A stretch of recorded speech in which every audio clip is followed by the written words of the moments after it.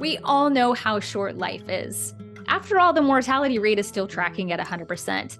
Even though this life is short, we still don't want it to suck. This podcast is all about tools and insights from psychology, philosophy, and spirituality to help this journey suck less. In fact, we may even learn how to embrace the life we have while creating the life we want. I'm Morgan, and this is the PS We Expire podcast. I'm so glad you're here. This episode is for all of you sensitive, creative souls out there who are just feel like you are tapped into creativity all the time. And this episode is also for those of you who don't feel like you have a creative bone in your body.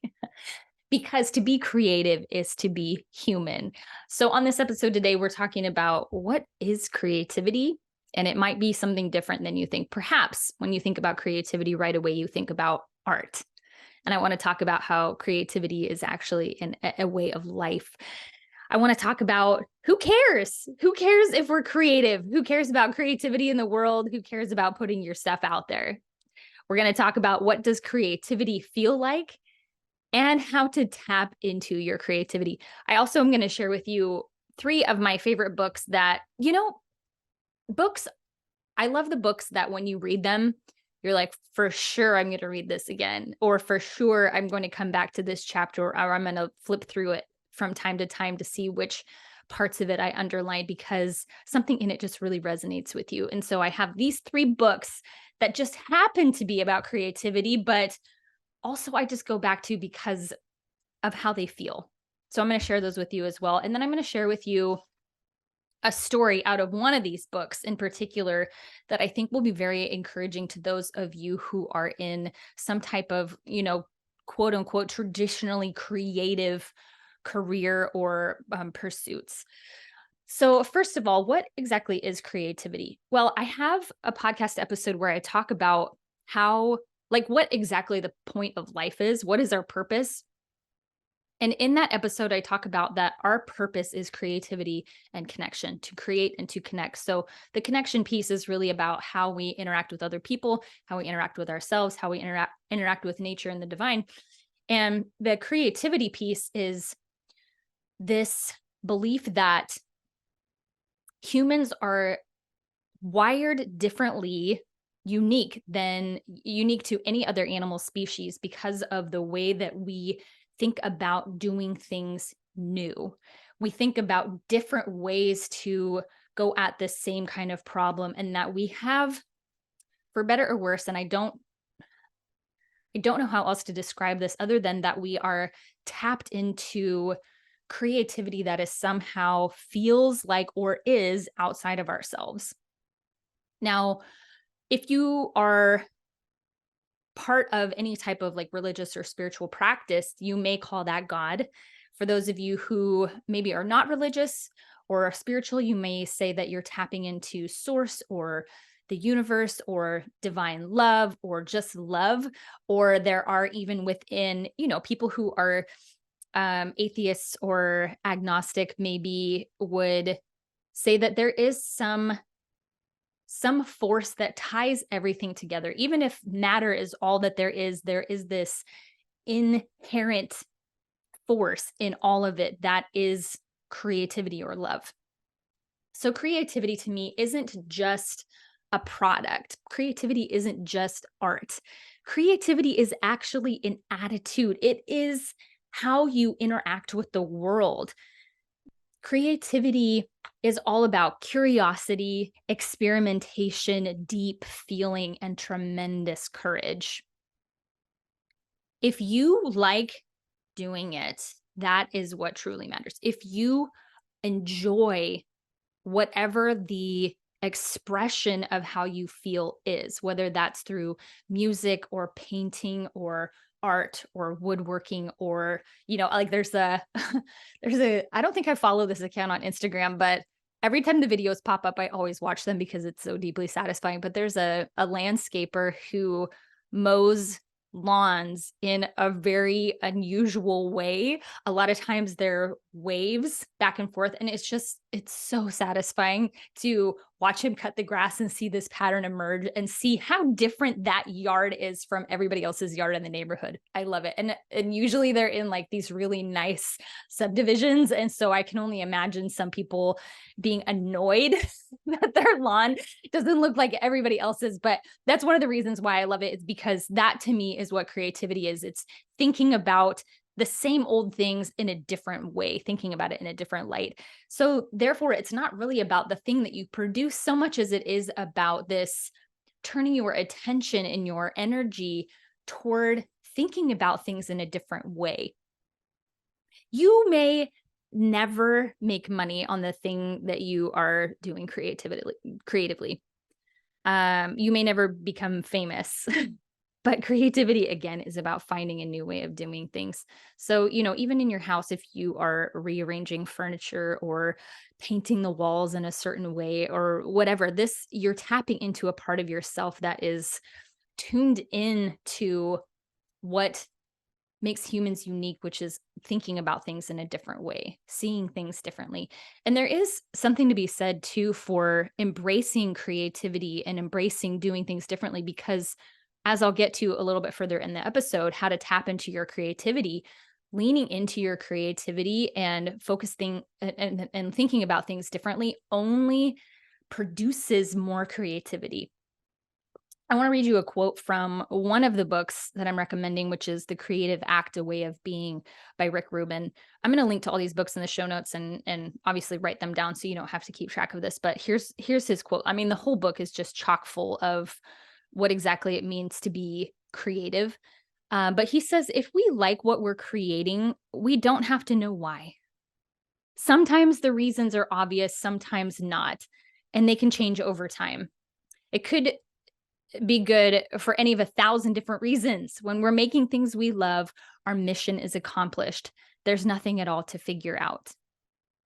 That is one of the most important points I think that I can make about creativity, is that if you are tapping into that part of yourself that is creative, you don't have to know why you like something.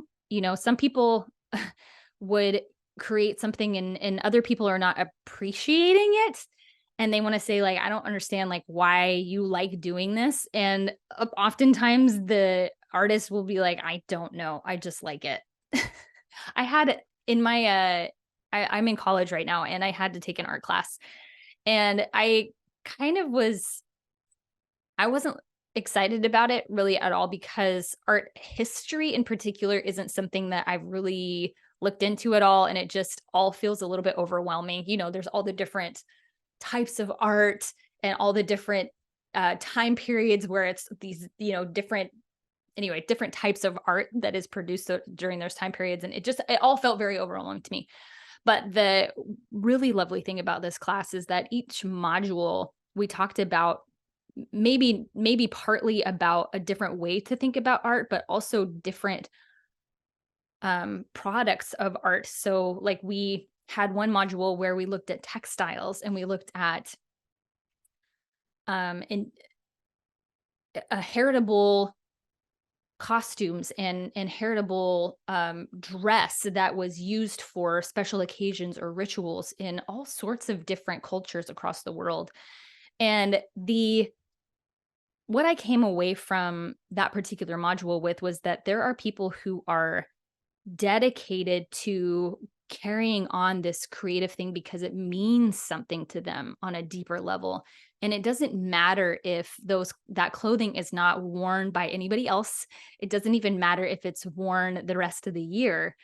They make it because to them it's just absolutely infused with meaning. It's infused with so much love and connectedness to themselves and to oftentimes to their ancestors, to their history as a people group. And so it gave me this other lens to look at art through, where, I had this like really narrow view of art being paintings or sculptures or, music. And it blew open my view as to what exactly art is. And so going back to this this first point about how creativity isn't a product. So creativity isn't just the artwork that's produced, but creativity is about the attitude with which you look at the world. And people who are in a non-creative field, which I hate even saying that because I don't believe it's true, but typically you would think of like accountants or lawyers or whatever, like where they're like, oh, that's not a creative pursuit. That's not a creative endeavor. And that is not true at all, because people who are in those positions have to have this attitude of creativity in order to solve their clients' problems. They have to be able to look at things differently. So creativity isn't just about art. Again, creativity is about the attitude with which you move through the world. So some of the times when you are tapped into creativity might be when you're on a walk totally by yourself and you notice something and you pause to be very present in that moment and really look at that thing. This is what I'm talking about, where you then are tapped into this creative force. And I'll get into that when we get to the final point about how exactly do you tap into your creativity. So that's the first point that I want to make, is that creativity is not a product. Creativity is an attitude and a way of life. The second thing is, if you are putting your creativity out into the world. So if you are creating something tangible with that, whether it's you're teaching something or you're creating, a product or a piece of artwork, I ask myself this question a lot, like, who cares? Who cares? I thought about that so much with this podcast. Like, why do I do this? Now, I have all of my personal reasons why I am recording this podcast, and they may not be obvious to anybody else, and I may not ever talk about them, but they are important to me. And I ask myself this question, like, who cares? Why do I keep doing this? If I put a podcast episode out that doesn't ever get any views on it, does that mean that it is a failure? Does that mean I shouldn't have done it? Does that mean that I should quit? But the reality is that so right now I want you to think about the most famous person you can imagine, whether it's, Beyonce, or it's, a president, or whoever, the most famous person that you can think of. There are thousands, maybe probably millions of people who have never heard of that person ever. And especially if you like this person, you can't imagine that there are so many people that have zero clue who they are. But this is the beauty of being one in almost 8 billion people on the planet. And I want to tell you why this is a good thing. There are 100, these are all rough estimates, but I'm going to share with you when I was just doing some digging on some of this stuff. These are rough estimates, but it'll give you an idea of how many of these like creative products there are in the world. 134 million books, 3 million podcasts with over 48 million episodes that are available online, 114 million YouTube channels, 500,000 movies released, and even more that have been creative. There are nearly 8 billion people in the world. And do you hear how, if we think about this in a way where it ends up feeling absurd that we would add to that we would write a book when there are 134 million books in the world? Why would we bother? Why would we bother putting a podcast out when there are 48 million episodes online?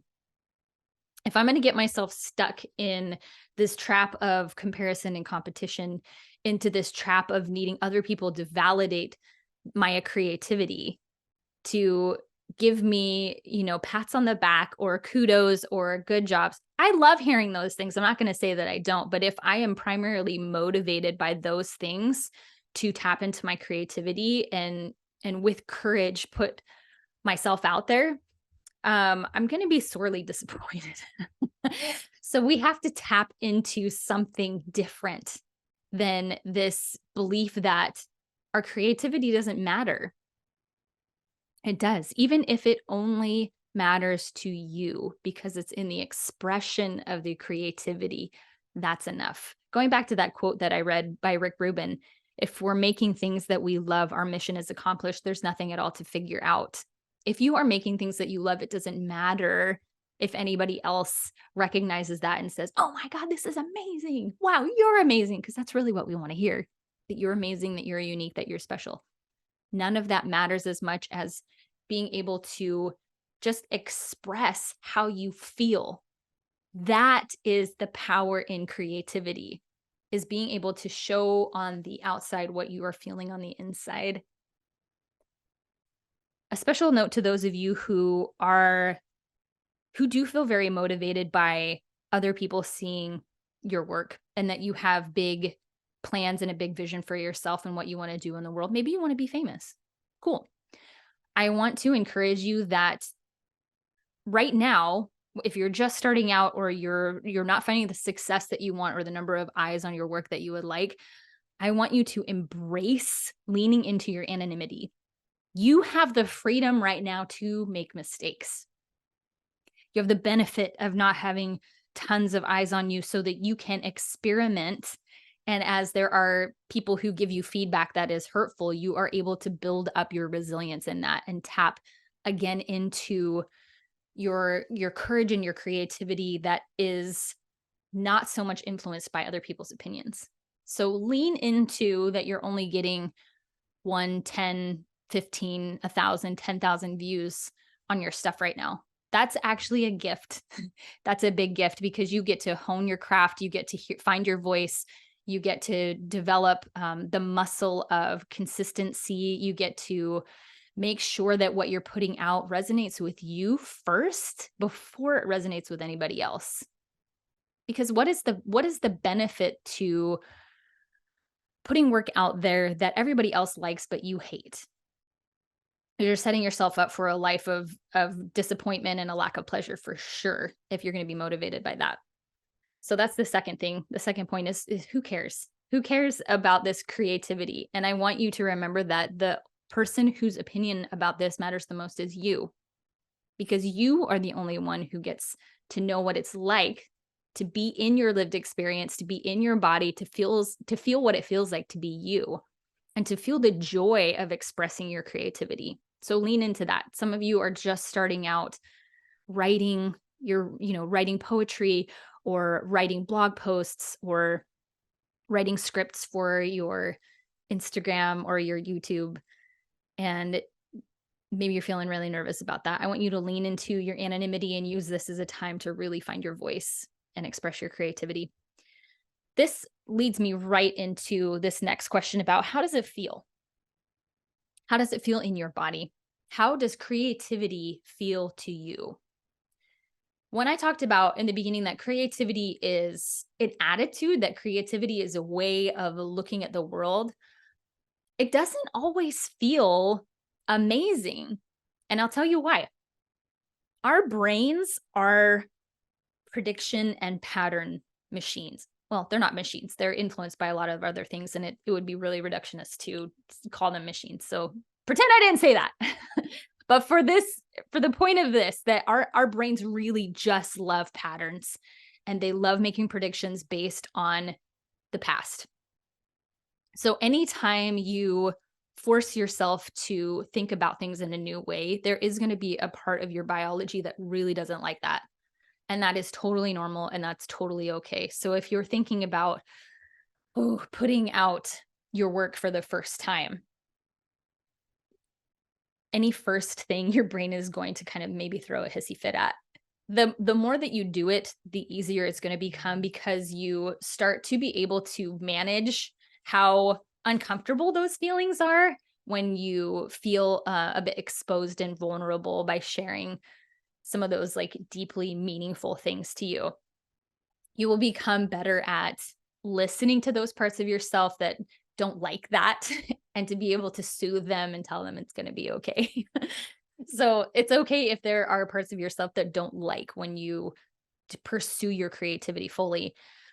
But I will say that when you get into the flow of things and you are tapped into your creativity, and you really feel in your bones a resonance with what is real and what is true, there's nothing that really matches how that feels. And the people who are on the other side of seeing the outworkings of that creativity, maybe this is a little bit woo-woo, but I kind of think that this is true, that the person on the receiving end of that can feel the energy with which you create. So when we create out of desperation, or we create out of frustration or anger or competition, I think other people can feel that. Even if you're really careful with the words that you use, I think that other people can feel the energy of that. I may be wrong about that, but it's a helpful, even if it's not true, it's a helpful thing for me to use as a filter for the work that I'm putting out there, to make sure that I am taking care of myself, making sure that I'm in a good space mentally and emotionally before I'm putting out work for other people to see and other people to consume. I kind of think about it like, I don't want to just offer people junk food all the time. I want to offer things that I have cooked up, that I have been really intentional about the ingredients, if that makes sense. Well, that's a pretty good metaphor. Okay, so how does it feel? And however it feels to you as you create contributes to the feeling that others receive. If you end up reading, which I highly recommend, the other book that I'm going to recommend, that's called Resonate by Alex Wolf. Oh my God, you guys, this one is so good. It's not very long either, but it is packed full of so much goodness. And she talks about that exact thing, that the feeling in which you create absolutely translates to the people who are looking at the product of that creation on the other end. Okay, so lastly, how do you tap into your creativity? This is the golden question here.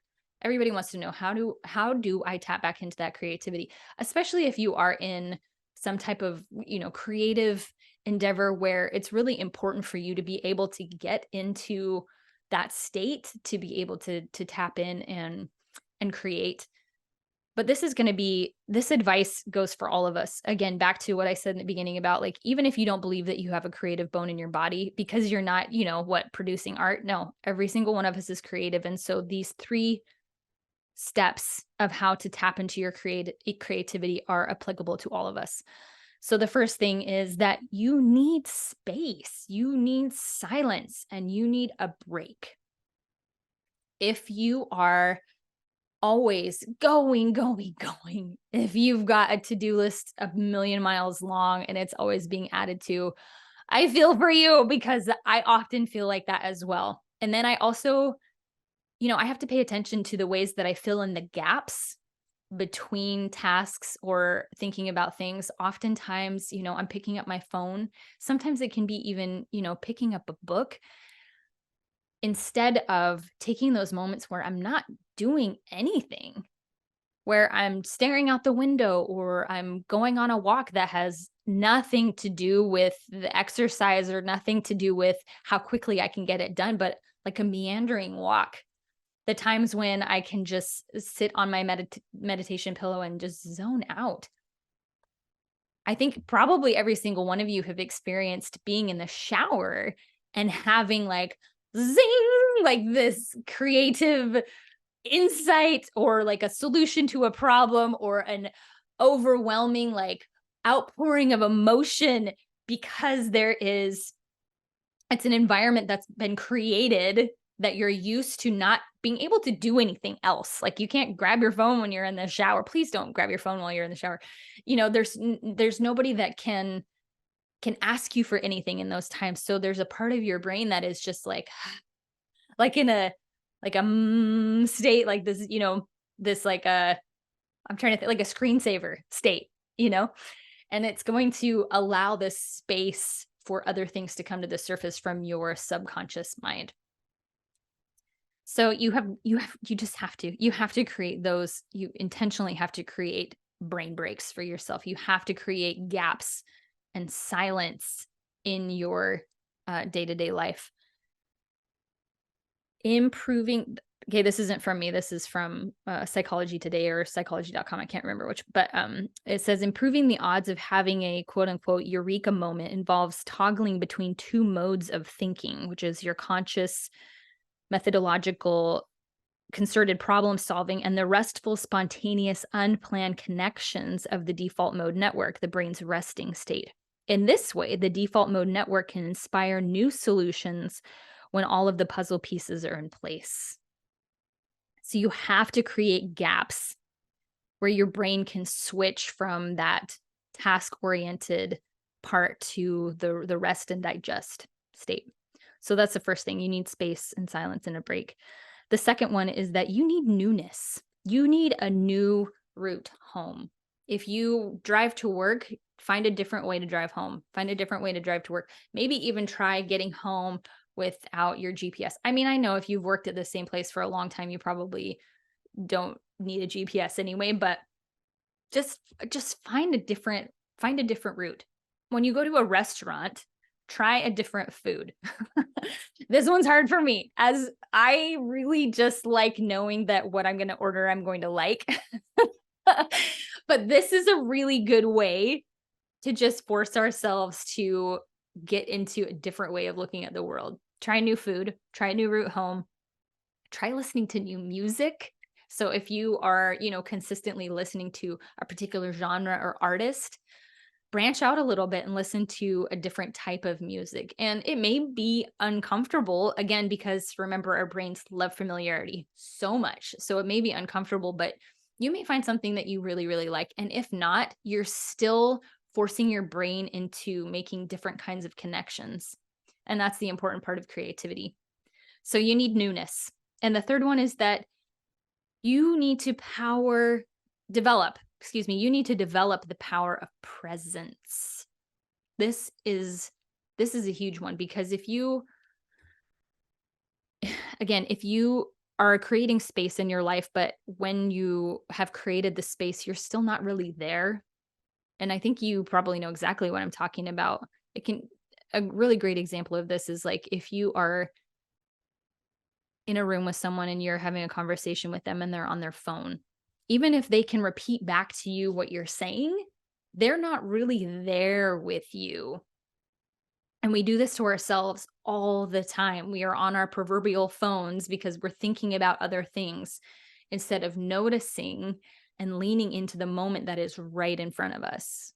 So a great way to do this, I mean, this works too if you happen to struggle with like anxiety or fear or panic attacks. These tactics are really good for that, but these tactics that I'm going to share with you are also very, very good for helping us just be in the present moment. So a really great way to do this is just to start describing something in great detail in your immediate environment. So I'm sitting at my desk in front of my computer in front of this camera, and if I was wanting to be very present, I could look at this camera in front of me and I could say, okay, like I'm looking at the lens, it's black, it's about 4.5 inches in diameter. And there's, a shiny, like rainbow kind of looking spot in the middle where the lens is. Okay, I won't continue to bore you with a description of this camera that's in front of me, but you understand what I'm saying, that when we can focus our minds on the present moment by noticing what is actually happening right now, you also can just take yourself to a spot where you don't have to be so specific about, visually something you can see in your environment, but you're noticing, okay, what is the temperature like in here? How is my body feeling in the moment? This is really interesting. As soon as I did that, I realized that I had some tenseness in my shoulders and I was able to drop and relax my shoulders. Okay. So that is what bringing in awareness of how things feel in our body, how things feel in our environment, to help us be in this moment, in this moment right now, this present moment, so very presently and with so much awareness. So if you want to introduce more creativity into your life, if you want to continue to develop that, you need space, you need newness, and you have got to develop the power of presence. If you go through life always being mentally somewhere else, you're going to miss it. You're going to miss what it is to be alive right now in this moment. And I get a little philosophical on you here, but the past only belongs to our memories and the future belongs to imagination. So the only thing that we really have is this present moment, and this one, and this one, and this one. And so many of us miss this right now because we are fixated and caught up in the past of what we should have done differently or could have done differently, or it used to be so good back then. Why isn't it like that now? Or we're constantly in the future of, I can't wait until I get there, or maybe it's going to be better there, or maybe some of you have a lot of fear about the future. And it's important to spend time in both of those places because we have to learn from our pasts for sure and understand how they inform our present. And we should definitely plan for and imagine what the future is going to be like. But if we spend all of our time in those places, we really do miss the only thing that really exists, and that's this exact moment. I wanted to share with you just like 5 things that I have found to be so delightful that I've come across usually on social media that just delight me so much when I see how people are embracing their creativity. And this, I just want to tell you these things because I want to remind you that creativity can look so many different ways. It can look so many different ways. And I am constantly blown away by the things that people come up with that I'm like, I don't think I ever in a million years would have thought to do that. And it's so delightful, even if it's not for me, even if it's not something I would ever in a million years purchase, I still just am so delighted by seeing the wide spectrum of human creativity and ingenuity. So I I love this. This is one that I would buy, but there's a couple that they have these enormous, they look like poster boards, but I don't think that they that are black, and they do pressed flowers and pressed plants in all of these beautiful arrangements. They're all kind of separate from each other on there. It's absolutely gorgeous. And they have, like gone through how to press the flowers in the best way for this and what type of glue to use and what type of paper to use. And it's just like the attention and the creativity that goes into each of their pieces is just so beautiful. There's a woman I started following who I think she had a corporate job and was just like dying inside from that. And she started doing embroidery. And I'm trying to think what some of the pieces are that she embroiders, but what makes me laugh so much about it is that she embroiders curse words. And so you've got this like juxtaposition of something that like an old granny would have, like the embroidery, and then also, like everybody say fuck, and it's like flowers and embroidered, and it's so hilarious. It makes me laugh so hard. There are plenty of accounts that do stop motion with felt animals, which is so fun to watch. My kids love them very much. I saw one the other day where this woman has these small wooden plaques, and on the plaques are lace vulvas, and they're all different shapes, and they're all different sizes, and they're different, levels of flaccidness, and they're amazing. There is sand art. This one blows me away a little bit. Like, so you would have people who go to the beach and create these massive sand art by, stomping and scraping, and that it's going to disappear at the next tide, which is going to be, later that evening or the next day. It's not even permanent. And yet they believe so much in the beauty of what they're creating and how it feels to create it that they do it, even though maybe nobody will ever see it besides them. I love following another account where they just go out in the woods and they make patterns with leaves and rocks and sticks. Who's going to see this stuff besides them? Other than posting it on social media or whatever, but I love understanding and observing the amazing ways that people express themselves in their creativity. So I'm going to share the 3 books now. I've already shared 2 of 3, but the 3 books that I recommend if you want to continue to dive into this idea of creativity and where ideas come from and how to be brave in expressing yourself. So the first one is Resonate by Alex Wolff. It says for anyone who wants to build an audience. So if you are, if you have a business that lives online and that you are trying to create an audience or more customers, this definitely applies to that. But even if you don't So much of what she says about how to tap into that part of yourself will resonate with you, even if you don't have an audience. The second one, it looks like a big book, but it's not really. It's more of like almost like a poetry kind of style to it, is The Creative Act: A Way of Being by Rick Rubin. And it's a beautiful book too. It's like a linen cover. So that taps into my aesthetic for sure. And the last book that I haven't mentioned yet is Elizabeth Gilbert's Big Magic. Now she's the one who has this idea. I'm sure she's not the only one, but the first introduction I had to this idea that ideas are like kind of like sentient beings, that they're floating around and they will find someone who has their antenna up for that idea, and they'll come in. And if that person doesn't do anything with that idea, then they'll move on to somebody else. It's a really, really fun read. It's not just about that, but the subtitle on here is Creative Living Beyond Fear.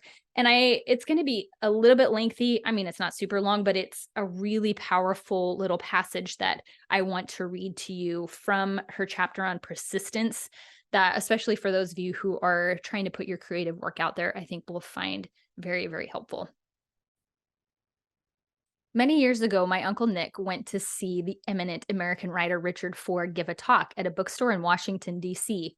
During the Q&A after the reading, a middle-aged man in the audience stood up and said something like this: "Mr. Ford, you and I have much in common. Just like you, I have been writing short stories and novels my whole life. You and I are about the same age, from the same background, and we write about the same themes. The only difference is that you have become a celebrated man of letters, and I, despite decades of effort, have never been published. This is heartbreaking to me. My spirit has been crushed by all the rejection and disappointment. I wonder if you have any advice for me, but please, sir, whatever you do, don't just tell me to persevere, because that's the only thing people ever tell me to do, and hearing that only makes me feel worse." Now, I wasn't there, and I don't know Richard Ford personally, but according to my uncle, who is a good reporter, Ford replied, "Sir, I am very sorry for your disappointment. Please believe me, I would never insult you by telling you to persevere. I can't even imagine how discouraging that would be to hear after all these years of rejection. In fact, I will tell you something else, something that may surprise you. I'm going to tell you to quit." The audience froze. What kind of encouragement was this? Ford went on, "I say this to you only because writing is clearly bringing you no pleasure. It is only bringing you pain. Our time on earth is short and should be enjoyed. We should leave this dream behind and go find, sorry, you should leave this dream behind and go find something else to do with your life. Travel, take up new hobbies, spend time with your family and friends, relax, but don't write anymore because it's obviously killing you." There was a long silence. Then Ford smiled and added, almost as an afterthought, "However, I will say this. If you happen to discover, after a few years away from writing, that you have found nothing that takes its place in your life, nothing that fascinates you or moves you or inspires you to the same degree that writing once did, well then, sir, I'm afraid you will have no choice but to persevere." So for those of you who are trying things and you're being brave and you're putting your work out there, I even think about some people who maybe own their own like jewelry making company, and they're making earrings or necklaces, and they're trying to sell their stuff on Etsy or sell it locally. For any of you that have any kind of creative pursuits, if you start hating it, stop doing it. Being creative will not always feel good, but not ever being creative is the thing that will feel worse. So go forth, adopt an attitude of creativity in your life, put your things out into the world that are deeply meaningful to you, even if nobody else sees them, even if nobody else lays eyes on your work, but do it because it's for you. Do it because it feels good to you. Do it because it's important to you and meaningful to you. And before we go,